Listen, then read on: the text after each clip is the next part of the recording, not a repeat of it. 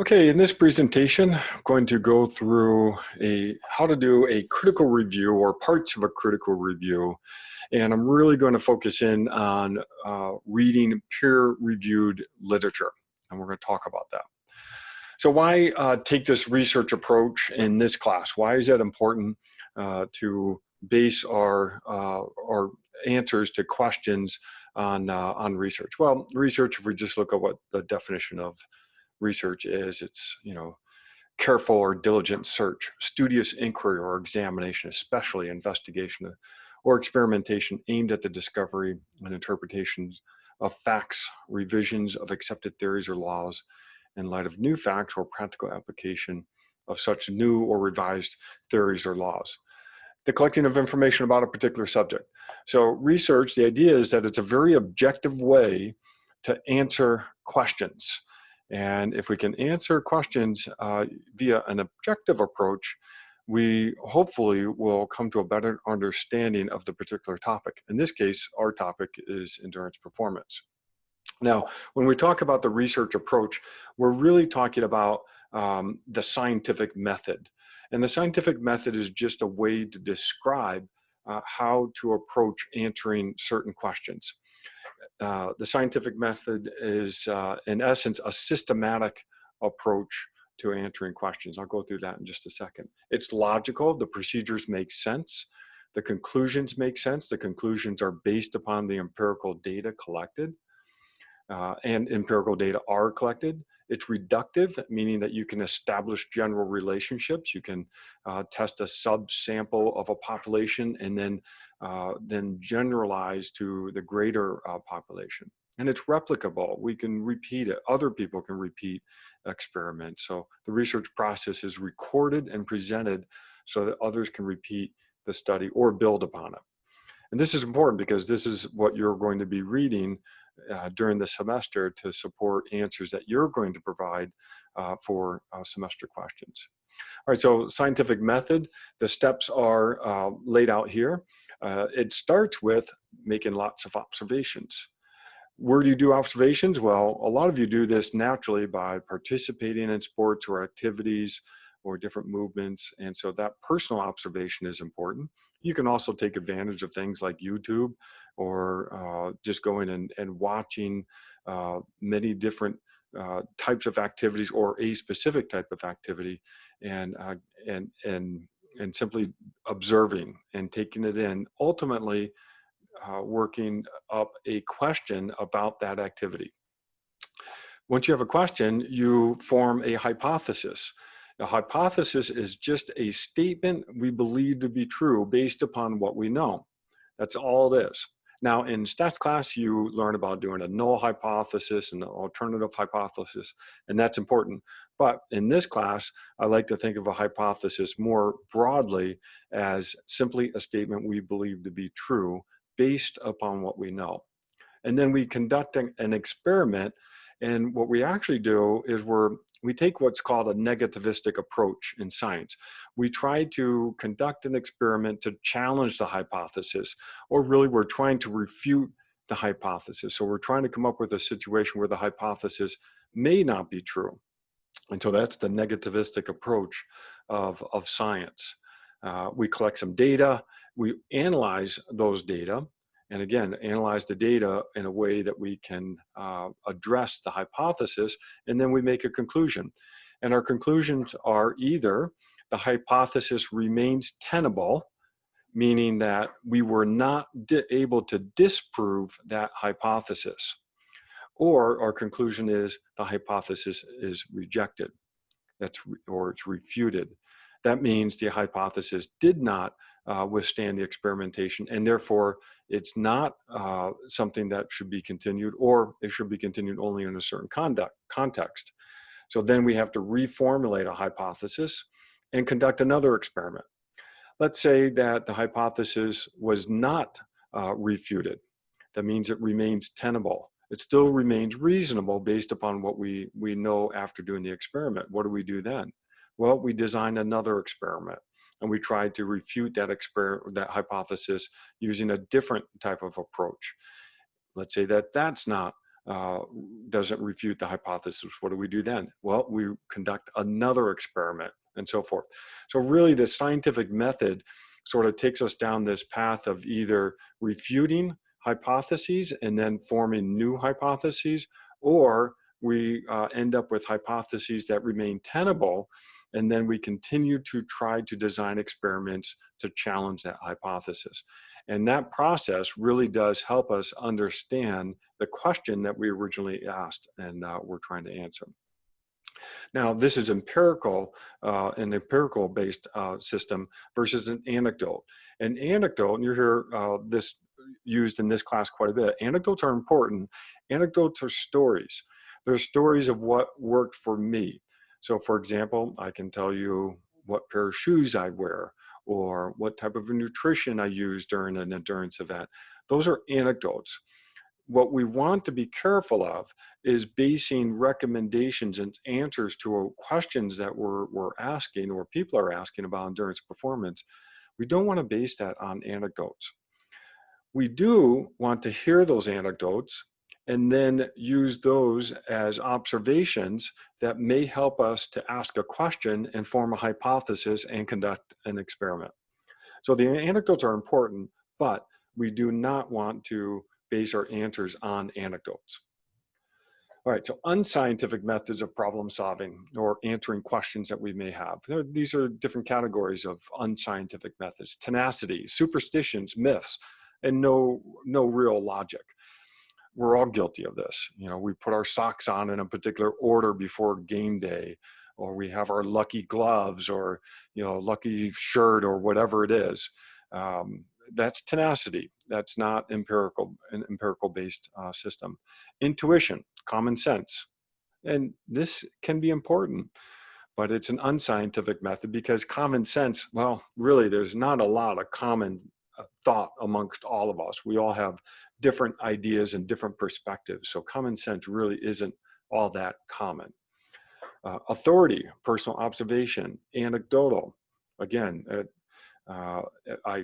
is the pair of shoes I wear. You should wear these pair of shoes. No, that is not true. That is an unscientific way to problem solve which pair of shoes someone should wear.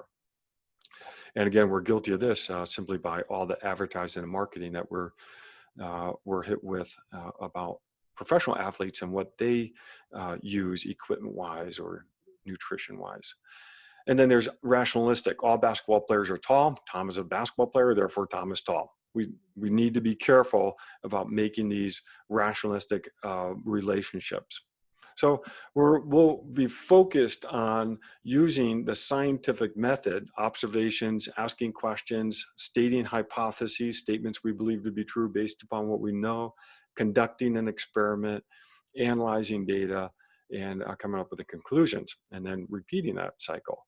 Now, in this class, you will not be conducting the experiment, but what you will be doing is reviewing the literature to gain access to data and empirical evidence that can either support or a hypothesis, meaning that it remains tenable, or refute hypotheses as well.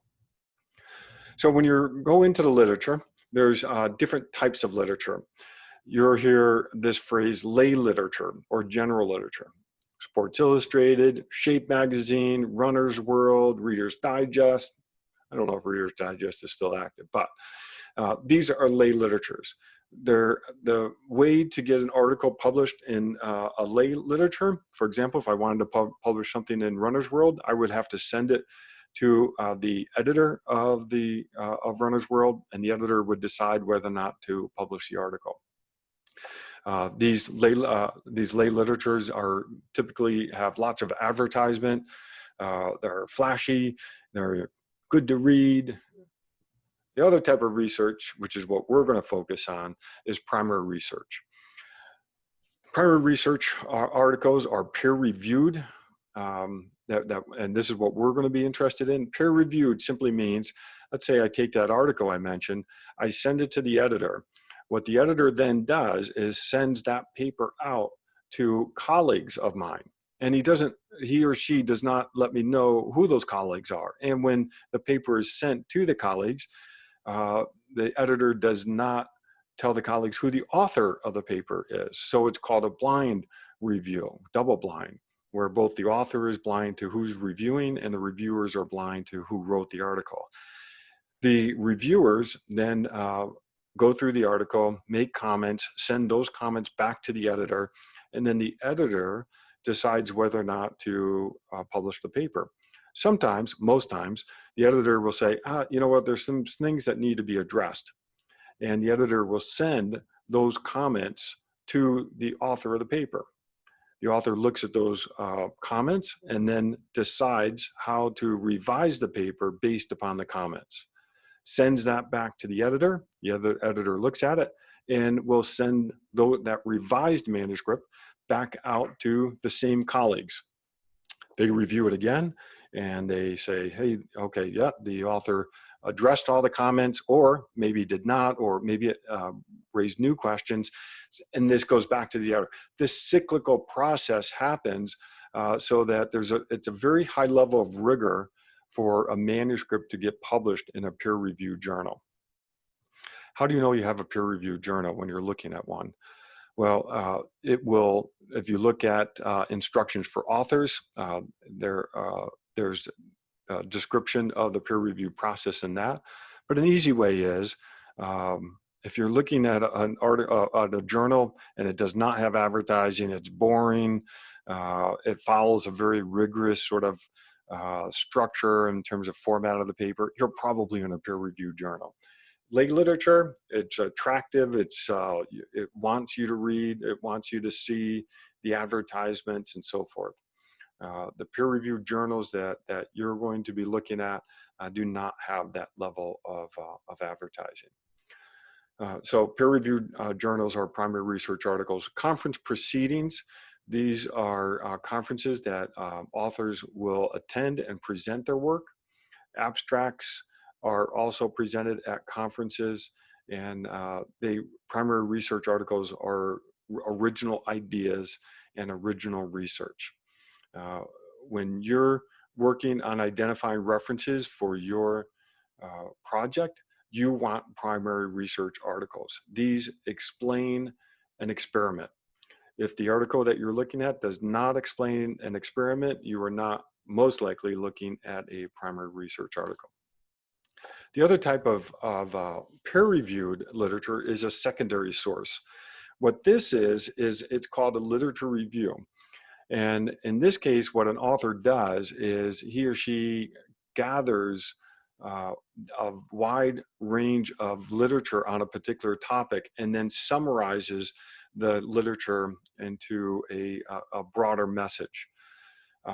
So a literature review is not collecting data. It's not describing an experiment. What the authors are doing is using the literature that's out there to draw some observations, answer some questions based upon that. These are great to have, but this is not what you're going to use for your references for your semester project. You're going to use primary research articles. These are primary research articles are explaining an experiment.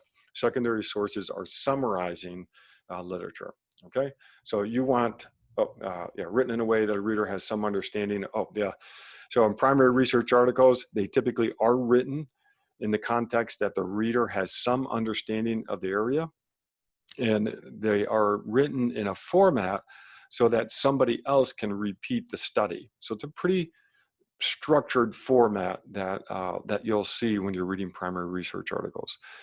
Secondary sources summarize key points of primary sources, pulls together different pieces of information into a discernible, understandable message for the reader.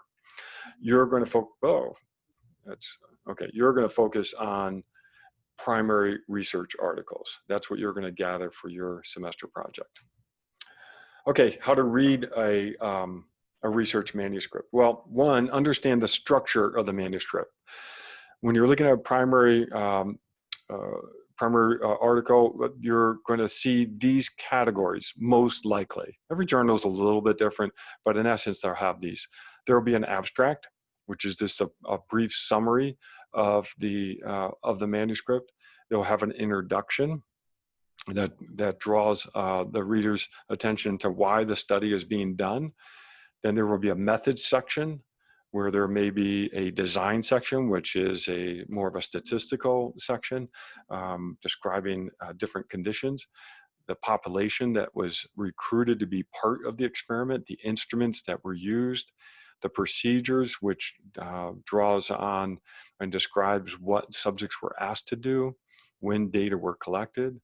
Then there will be a data reduction section, which means the reader is being told how the authors took all the data and reduced the data to the dependent variables. And then you have a specific statistical analysis section, which describes the type of statistical tests used to objectively compare the results of the study. Then you'll have a results section. This is a very succinct section that is an objective presentation of the outcome of the experiment, and then a discussion section.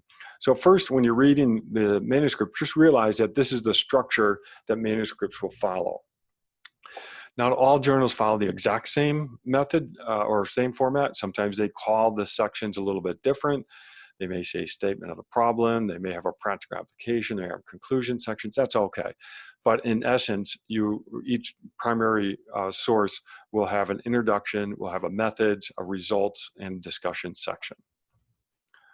Okay, now reading general information. How do you read a manuscript? Well, realize that it's good to have a sense of what information you're looking for. And the general approach when you read a manuscript is, well, remember how the manuscripts are written. I tell people to start with the abstract. That is a quick summary of the manuscript and what's in the key points in the manuscript. But you cannot include a citation in any of your final projects unless you've read the entire paper. You cannot rely solely on the abstract for interpreting the information in the paper. So you have to read the entire manuscript. Okay, how do you read the manuscript? Well, one way to do it is to start by reading the introduction, which is usually, a page, maybe 2 pages, that leads to the purpose of the study. Then after that, you have lots of different ways you can go. And you can see here, you could jump right to the discussion section and you could read the discussion section. Then you could go back and read the results section and then go through the methods. Or you could go to the methods section, then look at the results and then read the discussion, or go to the results discussion. There's all these different ways that you can approach this. You don't need to read the manuscript from the introduction to the conclusion in that order. You can jump around. I also look at the citations included in a paper, because that might actually point me to some other research that I want to familiarize myself with. So realize that you do not need to read in order, but you do need to read the entire manuscript before you include that citation. You may have to read the manuscript several times. These are not written to be bestsellers. They're not written to be read the way that you would read an article in Runner's World. They're written following a very specific technical approach to writing. You do want to try to discover the main point of the manuscript. What's the question that's being addressed? Why is the question important? What hypothesis is being tested, or what hypotheses are being tested? Try to identify the general methodological approach. Focus first on the general approach and then dive into the details. How detailed you need to get depends on what information you're trying to lift from the paper.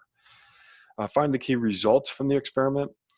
Understand the figures and illustrations that are presented in the manuscript.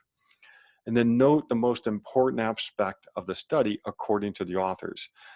Understand the conclusion and what evidence there is to support the conclusion. Just a quick trick, a lot of times you can find the most important aspect of the study in the very first paragraph of the discussion section, as well as in the conclusion. Okay, now when you're reading, you want to read and be critical, because this is a critical review of literature. But you want to be critical, but not be critical. You want to be objective critical and not negative critical. And for example, objective criticalness would be the weaknesses of the study were. the limitations of the study were, a confounding factor or something that messed up the experiment was. Negative critical would be something like, oh, that was a bad study. I couldn't understand the point of the study. None of that made any sense. All right, we want to be in the objective box, being objective with our review of a paper. And so it doesn't become personal. We want to see beyond the author's perspective. We want to search for the main point. And what's really important is to realize that just because it is in print does not mean it is fact or even true.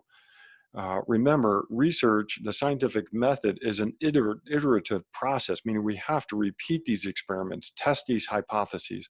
So if a hypothesis remains tenable after an experiment, the right approach is to test it again, test it under a different set of circumstances. And we are trying to continue to refute our hypotheses.